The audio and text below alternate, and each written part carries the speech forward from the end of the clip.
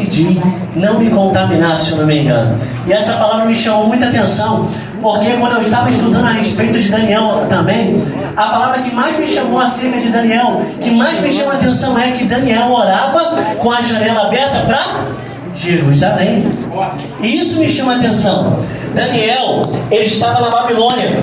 Daniel, ele era um dos jovens nobres. Só que a palavra que mais me chama a atenção no livro de Daniel é: ele orava com a janela aberta para Jerusalém. E sabe por que isso me chama a atenção? Aqueles que puderem prestar atenção na palavra, porque a palavra é o que é importante. A palavra, você não sabe por que ela me chama a atenção? Daniel, ele orava com a janela aberta para Jerusalém e conjecturando. Sabe por quê?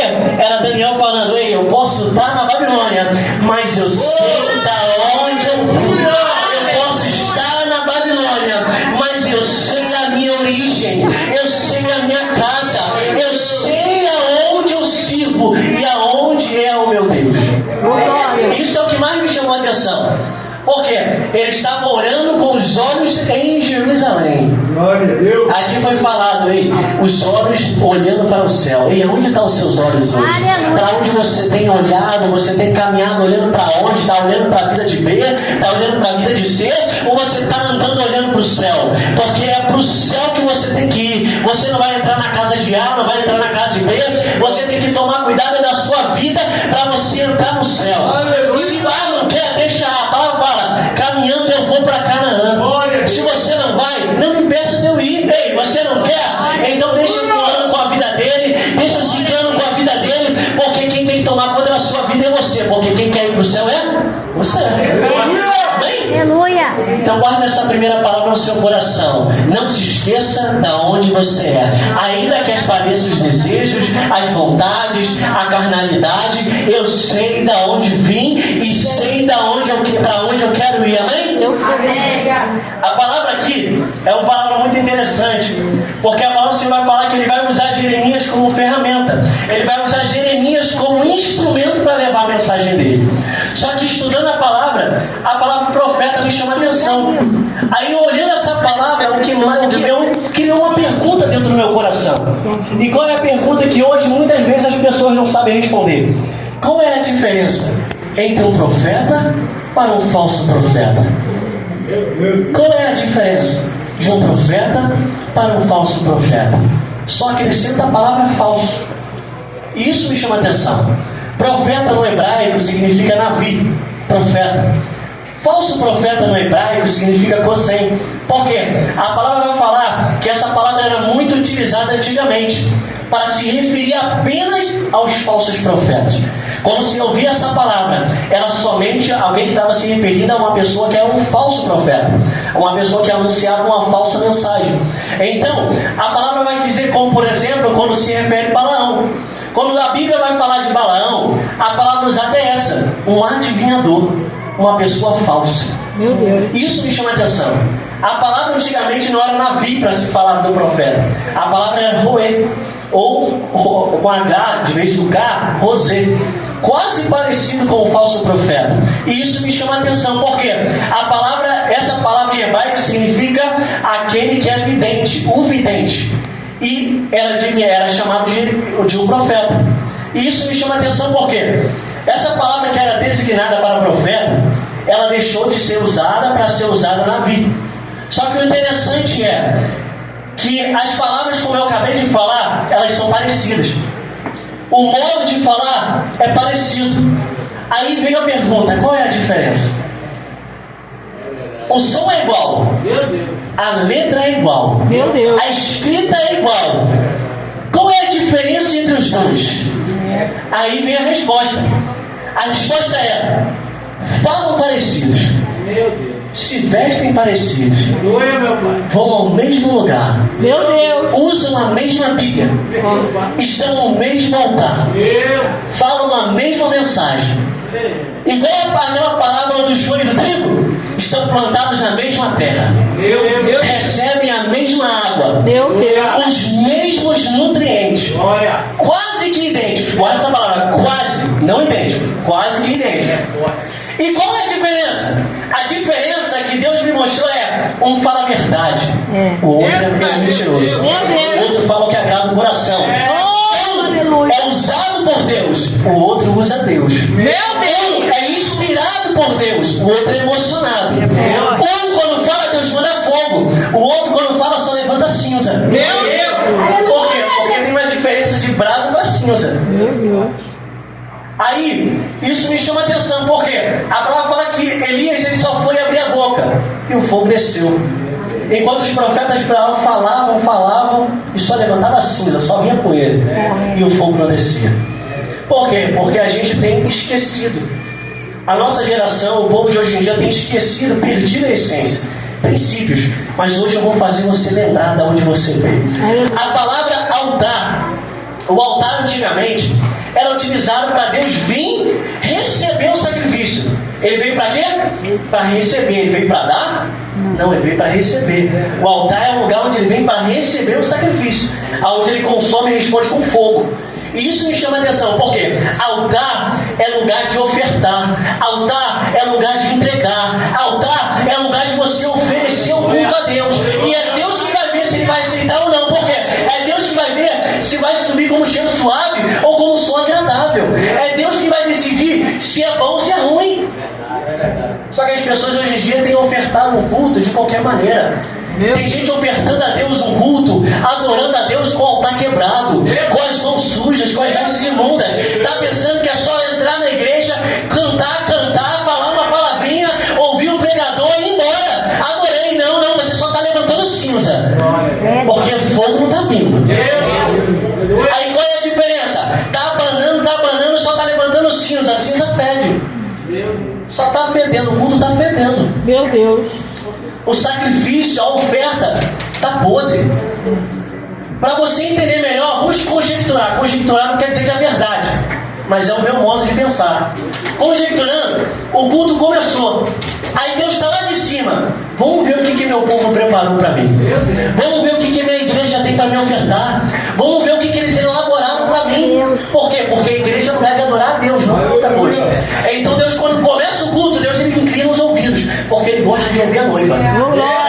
Ele gosta de ouvir o som da adoração. Ele gosta de ouvir o clamor da igreja.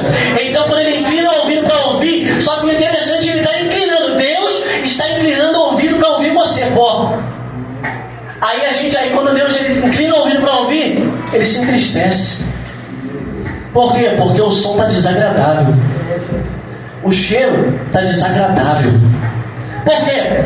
Porque tem gritaria, tem pula-pula, tem avoer, tem cantaria, tem A, tem B, tem C, tem famoso, tem aquilo. A igreja está cheia, mas não tem presença. Deus não está na casa, o Senhor não tem lugar. Aí pensa que é só pular e está pronto. Só porque Deus não está na casa? Porque o fogo apagou. Deus não habita escuridão. Deus não habita escuridão.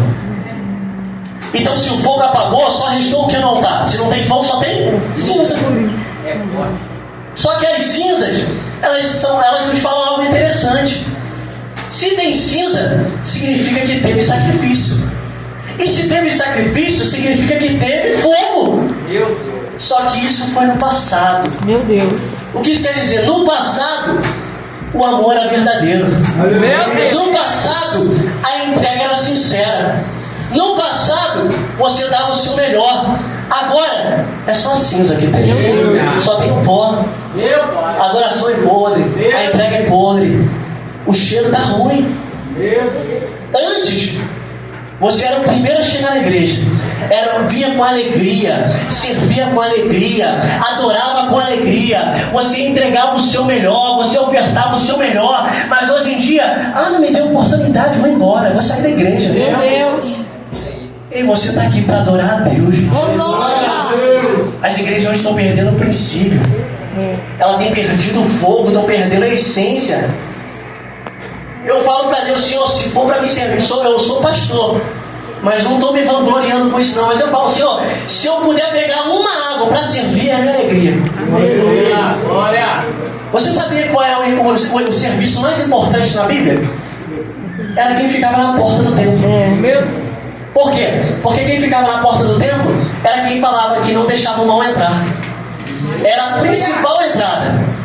O diabo não entrava, o inimigo não entrava de qualquer maneira, não entrava com qualquer vestes, não entrava com a mão suja. Não estou não, é a terra santa. Foi falado aqui, quando entrar na presença do Senhor teu Deus, tira a sandália do pé, porque o lugar é santo. Aleluia. Então, aí o levita que ficava na porta, ele cuidava disso, não vai entrar de qualquer maneira não. Aleluia. E a gente tem perdido esse princípio. A igreja não é para se entrar de qualquer maneira, não é para adorar de qualquer maneira. Só que as pessoas têm perdido o princípio. Aí é o que me chama a atenção. A palavra fala que quando o fogo vem sobre o altar, Deus acende o fogo, e o fogo que Deus acende não se apaga, só se você deixar apagar. Aí tem pessoa que vai dar uma de filho de Arão, tentar acender por fora e trazer para dentro, que não dá certo também, né? Porque o fogo vem de alto, não vem de baixo. Aí o interessante é que Deus acende o fogo e ele vai dar algumas funções para o sacerdote. Sacerdote, acende um fogo, tira a cinza, limpa o altar e bota a lenha. Vou repetir: tira a cinza, limpa o altar e bota a lenha. Tira a cinza, limpa o altar e bota a lenha. Só que é interessante, por que Deus está falando isso? Porque quando Deus ele vai querer receber o sacrifício, ele vai instruir como que ele quer receber. Porque Deus não recebe nada de qualquer maneira não. Deus ele não gosta de receber nada. Você gosta de receber qualquer coisa? Não gosta, Deus também não gosta também não. Aí quando Deus ele vai querer receber o sacrifício, ele vai falar: ó, eu não quero nada torto, não quero sujo, não quero maculado, não quero animal aleijado, não quero animal defeituoso, não quero não. Quando vocês entrarem para ofertar, quando vocês entrarem para sacrificar, traz o melhor, traz o primogênito, traz o novo, traz aquele que está limpo, aquele que está sem defeito. Sabe o que Deus está falando para o povo dele? Quando você entrar na igreja, não me oferta um culto de qualquer maneira não, não me dá qualquer coisa não me oferta qualquer coisa não. Quando você entrar nessa porta, dá o teu melhor, oferta o teu melhor, entrega o teu melhor. Por quê? Porque você está dando para ele, você não está dando para o pastor, não está dando para mim, não está ofertando, você está dando para Deus. Então a primeira coisa que eu quero falar para a igreja, quando entrar, é para ofertar com o teu melhor. Porque Deus não aceita qualquer coisa não. Não estou falando de condições, estou falando de se derramar. É isso que a gente dá. O Velho Testamento não serve para nada. Passou, não serve. O sacrifício que antes era feito, hoje é feito com a nossa vida. Então a primeira coisa que Deus vai falar para o povo é: quando vocês forem me ofertar, por favor, me oferta com o melhor. Me dá o teu melhor. Glória a Deus, aleluia. Me dá sem defeito. Oh, glória. Não me dá torto não. Não me dá sujo não. Oh, Deus. Me dá maculado não. Me dá um novinho. Me dá o melhor. Me dá o teu Isaac. Me dá o teu Samuel. Me dá o teu melhor. Hoje a igreja tem perdido esse princípio. Qualquer coisa que eu dar para Deus está bom. Eu fui. Não. Quando você entrar, dá o teu melhor. Entrega o teu melhor. Oferta o teu melhor. Só que a geração de hoje em dia, ela só quer saber de fogo. Manda fogo, aviva, incendeia. Só que não quer limpar o altar. Manda fogo, mas não quer tirar a cinza. Manda fogo, mas não quer buscar lenha. Meu Deus. Manda fogo, mas não prepara nem o altar. Jesus. Aí a pessoa está lá igual o falso profeta: fogo. Aí Deus está falando: limpa o altar primeiro. Aleluia. Fogo, Deus tira a cinza. Fogo, restaura o altar porque está quebrado. Meu Deus, aleluia. Eu não desperdiço a minha bênção, eu não desperdiço a minha glória com ninguém não. Ei, restaura primeiro, limpa primeiro, tira a cinza primeiro, aí eu mando fogo. A pessoa de hoje em dia está pensando que é só clamar por fogo, aviva. Sabe por que não tem avivamento? Porque o povo não quer tirar a cinza do altar, o povo não quer limpar, o povo não quer preparar, o povo não quer cuidar do altar e quer vir de fogo. Cuida primeiro do altar e Deus manda fogo. Eu ouço muita gente falando: Deus vai avivar, vai avivar quando você ajeitar o altar. Ajeita o altar, aí Deus manda. Aí Deus aviva, aí Deus desce com fogo. Porque eu falei aqui que tem uma diferença entre cinza para brasa, né? A cinza, quem já botou fogo? Eu botava, quando criança, eu botava muito fogo no mato. Aí deu até polícia, isso aí não pode fazer isso não. Aí, quando eu botava fogo, o interessante que quando ficava só a cinza, a gente abana, só levanta um pouco. Só que quando tem aquela brasazinha assim, a gente pensa: pô, o fogo apagou, acabou. Acabou, morreu. Só que a gente se engana, por quê? Porque quando a gente chega perto daquela brasa que não tem fogo, mas tem centelha. Aí a gente começa a abanar ela. A gente começa a soprar um pouquinho. A gente começa a abanar, o vento começa a passar por ela. Aí o que acontece? A centelha vai aumentando. Ela começa a brilhar mais. O fogo começa a pegar. E quando pega, o fogo não é devagarzinho não. O fogo ele parece que ele explode. Ele vem com tudo. Aí isso me chama a atenção. Por quê? Tem vento que apaga, mas tem vento do Espírito Santo que vivifica. A palavra fala que no Vale do Assossego o vento soprou nos 4 cantos e trouxe vida. Então quer dizer que às vezes Deus vai mandar vento para sacudir você. Às vezes é necessário Deus mandar vento para tentar te avivar de novo. Às vezes é necessário Deus mandar vento para acender o fogo que se apagou. Meu Deus. É vento. Não, Deus está tentando te acender porque tu está apagado. É Deus falando, aí você está pensando, Deus para, não, Deus, eu só vou parar quando tu pegar fogo novamente. Eu só vou parar quando você queimar na minha presença novamente. Eu só vou parar quando você incendiar, quando você tiver com o altar limpo. Eu só vou parar de mandar um vento quando você tiver com fogo. Aleluia! Por quê? Porque se ele manda, ele para de mandar o vento, você vira cinza. E Deus não quer cinza, Deus quer brasa. Aleluia! Então abanar brasa é diferente de cinza. Quando você abana a brasa, ela pega fogo. Só que o interessante dessa palavra é que tem gente que... Eu quero fazer uma pergunta para a igreja. Quem é você? Caim ou Abel? Caim, qualquer coisa serve. Abel, calma aí. Poxa, hoje eu tenho que ouvir. Vou dar o meu melhor para ele. Abel, ele para tudo que ele estava fazendo e fala, eu vou dar o meu melhor. Conjecturando, ele era pastor. Então vamos dizer que ele tinha o melhor ali. A mais gordinha, a mais cheinha, a mais bonita. Poxa, ela é a mais bonita que eu tenho. É ela que eu vou dar. Quem é você?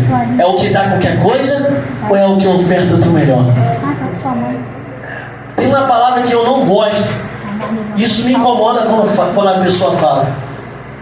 Sabe qual é? A pessoa sobe aqui e começa a falar, Jesus está na casa. Isso me incomoda. Por quê? Jesus está na casa. Aí eu ouvi um pregador falando e eu concordo com ele. Por quê? A palavra do Senhor vai falar, se eu estiver enganado, vocês me corrijam. A palavra do Senhor vai falar que a ovelha conhece a voz do seu pastor. Se a ovelha conhece a voz do seu pastor, a ovelha reconhece quem é o pastor. E a ovelha sabe quando o pastor está ali. Por que você tem que ficar avisando que Deus está na casa? Você não sabe que Ele está na casa, não? Você não sabe ouvir a voz de Deus, não? Meu Deus, aleluia. Isso que me chama a atenção. Quando a pessoa fala, Deus está na casa, você não sabe que Ele está na casa, não? Ei, a ovelha tem que reconhecer a voz do seu pastor. A ovelha tem que sentir o cheiro do perfume de Cristo. A ovelha tem que saber quando Deus está na casa e quando Ele não está na casa. A ovelha tem que saber quando a palavra é de Deus e quando a palavra não é de Deus. A ovelha tem que saber quem é o seu pastor. Só que hoje em dia as pessoas, aí é só falar, Jesus está na casa, aí começa a dar glória ali, começa a dar glória lá. Aí, mas aí o que? Você está sendo emocionado, impulsionado pelos outros? Ou você realmente está sentindo a presença de Deus na casa? Isso me incomodou. As pessoas hoje em dia, Jesus está na casa, dá glória aí. Aí você tem que dar glória porque eu estou mandando você dar glória. Você tem que dar glória porque você quer dar glória. Você quer abrir a boca porque você quer abrir a boca. Não é porque eu estou mandando você. Eu não vou mandar você dar glória, não. Você dá glória porque você quer. Meu Deus. Eu vim para adorar. Aleluia, Jesus. Eu vim para ofertar a Deus.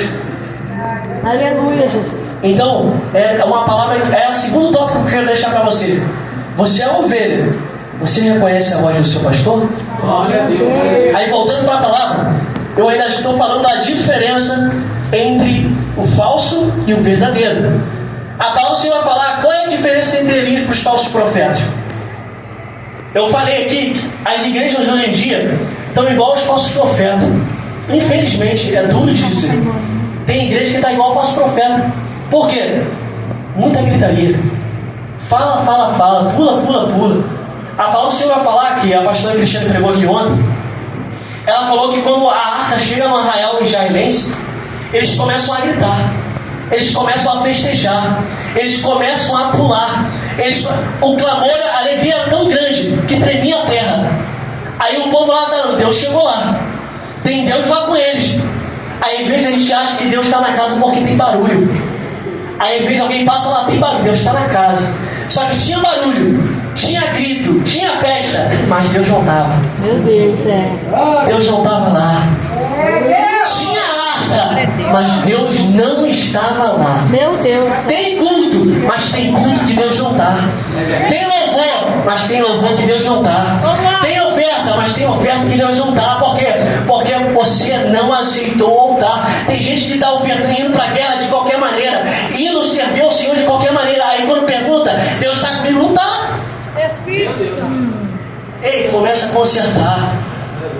Ei, gritaria não é sinal que Deus está na casa, não. Espírito Santo. Ei, a palavra, eu nunca vi Jesus gritando. Só quando ele entrou no templo para pregar, quando tinha gente fazendo a casa dele, casa de venda, de povinho de salteadores. Aí não deu certo. Mas Jesus era manso. Ele não precisa gritar. Eu não estou reformando, já tem gente que tem que gritar mesmo. Tem que falar alto. Tem gente que tem voz alta. Mas a palavra aqui, ei, não é você que vai libertar, não é eu que vou te libertar. É o Espírito Santo, é a palavra.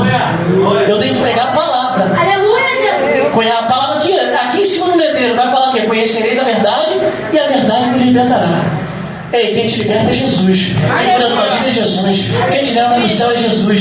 Quem te salva é Jesus. Quem muda a sua vida é Jesus. Eu só estou aqui para pregar o caminho da verdade e a vida, que é Jesus. É Ele que muda a tua vida. E voltando para a palavra, Elias, ele vai fazer uma coisa diferente. Os profetas de Baal, eles clamam por fogo. Quando Elias vai começar, a primeira coisa que ele faz, ele restaura o altar. Restaura o altar, ele vai pegar 12 pedras. 12 pedras representando 12 tribos, os filhos de Jacó. Quando ele pega as 12 pedras, ele estava refazendo a aliança que havia se quebrado. Só que o número 12, ele tem um significado muito importante. Significa governo perfeito ou completude. E o que isso quer dizer? Algo que é por completo, algo que é por totalidade. Então quando ele pega as 12 pedras, porque naquele tempo as tribos estavam separadas, sabe o que ele estava falando? Ele estava pegando, ajuntando o que estava separado. E quando ele estava botando as 12 pedras e refazendo o altar, era Elias falando: ei, o teu lugar é no altar. Quando ele pega as 12 pedras e coloca no altar, ele estava falando para o povo de Israel: ei, o teu lugar é no altar, o teu lugar é na presença, o teu lugar é na casa de Deus, o teu lugar é servindo ao Senhor. Aleluia! Era Elias falando: aí, o teu lugar não é lá fora, o teu lugar não é bebendo, o teu lugar não é fumando, o teu lugar não é se prostituindo, o teu lugar não é lá fora fazendo as coisas do mundo, não. O teu lugar é no altar, o teu lugar é servindo ao Senhor. Esse é o teu lugar. Era o que Elias estava querendo dizer para o povo. O seu lugar. Quando a palavra fala que a metade de 12 é 6, correto? Por que ele não botou 6? Porque Deus não quer metade, Deus quer totalidade. Deus é totalidade. Deus não quer o teu braço, Deus não quer a tua perna, Deus não quer o teu dinheiro, Deus não quer o teu carro, Deus quer você por completo. Não é na quarta, não é no domingo, é segunda, terça, quarta, quinta, sexta, sábado, domingo, na presença. Eu só sirvo a Deus na quarta e no domingo, quando tem culto. Aí segunda, tá bebendo, segunda tem festa, segunda nem abre a Bíblia. Só abre a Bíblia quando está na igreja. Não, Deus ele te quer por completo. Deus ele te quer todos os dias. Todos os dias eu ofertando. Não tenho culto hoje, mas eu posso abrir a Bíblia para ler uma palavra. Não tenho culto hoje, mas eu posso tirar momento para orar, né, jovens? Não tenho culto hoje, mas eu posso fazer algo para Deus. É o que Deus está querendo dizer. Ei, Deus não quer você pela metade, é completo. Se não for completo, nem vem. Deus não quer só seu braço, não. Deus quer você por completo. Porque Deus não usa metade. Deus, quando usa, Ele usa por completo. Amém? Amém. Voltando à palavra, eu falei do joio e do trigo, eu falei que eles eram quase idênticos, correto? Vocês estão guardando a palavra, eu sei que vocês estão guardando. Eu falei que eles são quase idênticos. Por que quase idênticos? Porque tem uma diferença. E qual é a diferença de um para o outro? A diferença do joio para o trigo é que quem planta o trigo é o semeador, que representa Jesus. Quem planta o joio é o inimigo. Então eu entendo que trigo é plantado por Deus, joio é plantado pelo diabo. Aleluia. Qual é a outra diferença? A palavra do Senhor vai falar que quando eles semeiam, eles vão dormir. Dormindo, vem o inimigo e planta. Cuidado para tirar uma soneca, hein? Vou ali rapidinho no mundo ali. Aí quando você voltar vai ser tarde demais. Cuidado com o cochilo que você tem tirado na presença de Deus. Estou cansado demais para servir. Estou cansado demais para ir para a igreja. Estou cansado demais para orar. Ei, ora cansado, vem cansado, serve cansado, mas não sai da presença de Deus. Por quê? Porque o diabo ele não precisa da porta aberta não. Tem uma brecha. É igual meu antigo pastor falava. É igual bala de chumbo. Entra pequenininha, mas quando sai faz um estrago. Então cuidado com o buraquinho que você tem deixado, porque ele só precisa disso. Aí voltando para a palavra, aí quando os trabalhadores, os semeadores, eles vão vir para o pai e vão falar: pai, eles plantaram joio entre trigo. Só que aí isso me chama a atenção. Como que eles acabaram de plantar e já sabem que tem joio? Falei, pô, os caras são bons mesmo. Só que o interessante disso é que passou um tempo. Porque não tem como identificar só pela semente. Tem que identificar pelo processo. E é isso que o pai vai usar como estratégia. Aí os servos vão falar: vamos arrancar. Aí não arranca, porque pode arrancar o trigo junto. Porque é difícil de identificar. Aí olha o que o pai vai falar: deixa crescer junto. Aí eu falo: não, ele está doido, não pode. Como que vai deixar o joio junto com o trigo? Aí me veio o entendimento. É estratégia. Por que estratégia? Vai ser a primeira diferença. A primeira diferença entre o joio e o trigo é que o trigo ele produz, o joio é oco. O trigo tem fruto, o joio não tem nada, não produz nada, não faz nada. Esse é o joio. Então quando você amassa o trigo, tem semente, tem fruta ali dentro. Mas quando você amassa o joio, é farelo, pode jogar fora porque não serve. Quem é você, joio ou trigo? O joio não serve, sopra, o vento leva. Mas o trigo não, o trigo serve para fazer pão. Sabe por que Deus ele sabe quem é trigo? Porque Deus sabe quem tem pão e quem tem veneno. Olha aí. Deus sabe quem tem pão para dar e quem tem veneno no alforje. A palavra do Senhor vai falar que Davi ele vai levar pão para os irmãos, ele vai levar alimento. Só que ele está levando pão, alimento, para o irmão que machucava, para o irmão que odiava, para o irmão que não gostava dele. Sabe o que Davi poderia fazer se fosse eu e você? Vou botar veneno. Vou botar um chumbinho aqui, vou matar ele logo. Não vou levar nada não, deixa eu morrer lá na guerra. Aí só que seria diferente. O pai chega nele e fala: leva pão para eles? Vou levar pão para eles. Eu vou levar pão para aqueles que me machucaram. Meu Deus, eu vou levar alimento para aqueles que me bateram. Glória. Eu vou levar alimento para aqueles que muitas vezes viraram as costas para mim. Isso é servo de Deus. A terceira pergunta que eu quero deixar para você: o que você tem carregado no alforje? É pão ou é veneno? Para quem você tem usado a pedra que está no teu alforje? É para o gigante ou é para os teus irmãos? Cuidado em quem você vai tacar a pedra, tá? Porque não se toca no ungido do Senhor. Voltando para a palavra, a segunda semelhança para saber quem é diferente, quem não é que quando o trigo ele produz, ele se curva, o joio permanece de pé. Isso me chamou atenção. Quando o semeador ele fala: deixa crescer junto, e quando for a hora do tempo da ceifa, a gente vai saber, a gente arranca primeiro o joio. Por quê? Como vou arrancar primeiro o joio? Porque no final, o joio vai estar de pé e o trigo vai estar curvado. É essa a diferença. Por quê? Porque o trigo ele tem que saber a hora que ele tem que se curvar diante de Deus, a hora que ele tem que se entregar. Ele sabe que o trigo é aos pés do Senhor que vai vencer, não é de pé. O trigo não vence de pé, o trigo vence de joelho. Essa é a diferença. Só que outra coisa me chamou a atenção. A palavra fala que no tempo da ceifa a gente vai colher primeiro o joio. Aí isso me chama a atenção. No tempo da ceifa, ele só vai tirar no tempo da ceifa. Aí a gente olha dentro da igreja, Pô, fulano faz isso, faz aquilo, por que Deus não mata? Por que Deus não arranca?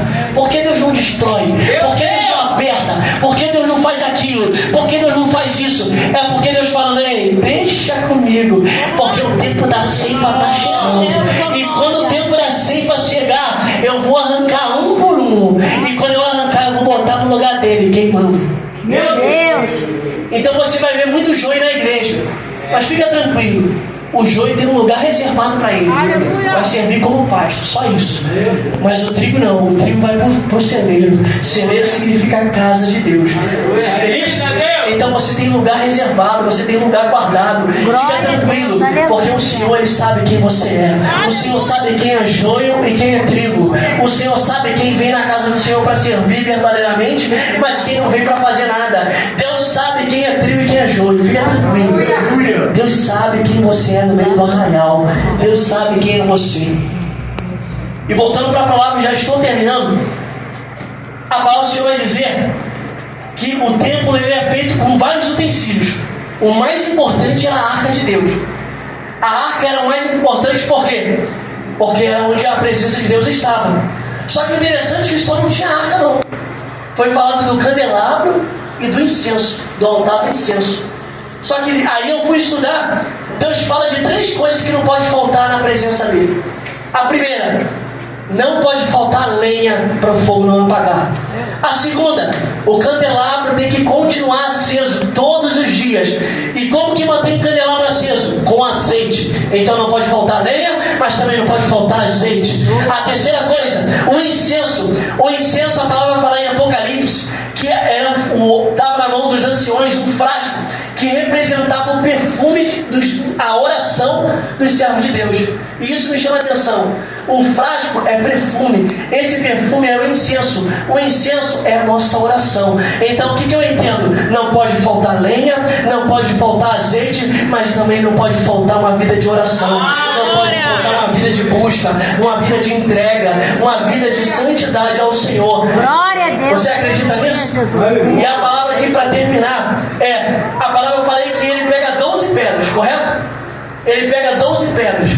Só que 12 pedras ele reconstrói o altar, ele restaura o altar. Só que a palavra do Senhor vai falar, ele vai falar em Mateus, se não me engano, ele vai virar para Pedro e vai falar, Pedro, sobre esta pedra eu edificarei a minha igreja. Só que não era Pedro que era a pedra. A pedra era o próprio Senhor. Pedro no hebraico, no grego, significa Petros, fragmento de rocha. Fragmento pequeno, é um fragmento. E o que ele estava querendo dizer para Pedro? Pedro, você, eu não vou edificar sobre você, mas você é um fragmento da rocha. Você é uma parte essencial na minha obra. Aleluia. Só que o interessante é que onde a gente acha um fragmento de pedra? No chão. Antes dele conhecer Pedro, Pedro era Simão. Simão, aquele que ouve. Só que quando ele conhece Pedro, a primeira coisa que ele fala, eu não vou te chamar de Simão não, eu vou te chamar de Pedro, Cefas. Por quê? Porque ali ele já estava começando a elaborar ali com Pedro. Ele já estava começando a lapidar Pedro. Por quê? Porque não se encaixa de qualquer maneira. Ele já estava colocando Pedro no formato correto para entrar na obra. Então o que eu estou querendo dizer para você? Deus ele vai te pegar no chão mesmo, como um fragmento. Como alguém que pisa, que foi pisado, que foi jogado, que foi chutado, que passaram por cima, que não deram importância. Mas fica tranquilo, eles estão te chutando, mas você tem intimidade na casa de Deus. Eles estão te chutando, mas você tem lugar na obra, você tem lugar na mesa, você tem lugar como servo de Deus, mas o seu lugar não é lá fora, o seu lugar não é na boate, o seu lugar não é na festa, não é bebendo, não é fumando, o seu lugar é servindo, o seu lugar é no altar, o seu lugar é na presença de Deus. Era Deus falando para Pedro, você vai ser um fragmento na minha obra, e eu já tenho um lugar específico para você, no meu altar, na minha presença. Essa é a palavra de Deus hoje para você. A palavra oculta ele tem liturgia. Liturgia é uma reta, é algo que flui, e quem conduz é o Espírito Santo. Não falei aquilo que é por mim, Porque eu não venho aqui na igreja para bater em ninguém. Eu venho para falar a palavra de Deus. Por quê? Porque eu não estou machucando vocês. A palavra vai falar que Ezequiel, ele vai receber um livro, e aquele livro era de ai, era para gente rebelde. Mas aí o Deus vai falar, come o livro, come o rolo. Aí quando ele está comendo aquele rolo, sabe o que ele fala? Tem gosto de mel. Isso me chama atenção. Vai doer, a palavra é para machucar, é de conserto, mas vai descer como mel. Você acredita nisso? Por quê? Porque pode até machucar agora, mas no final vai produzir fruto, e fruto digno de arrependimento. Porque a árvore que não tem fruto, guarda isso, jovem, é cortada e lançada no fogo. E eu agradeço, Henrique, a oportunidade. Que Deus te abençoe.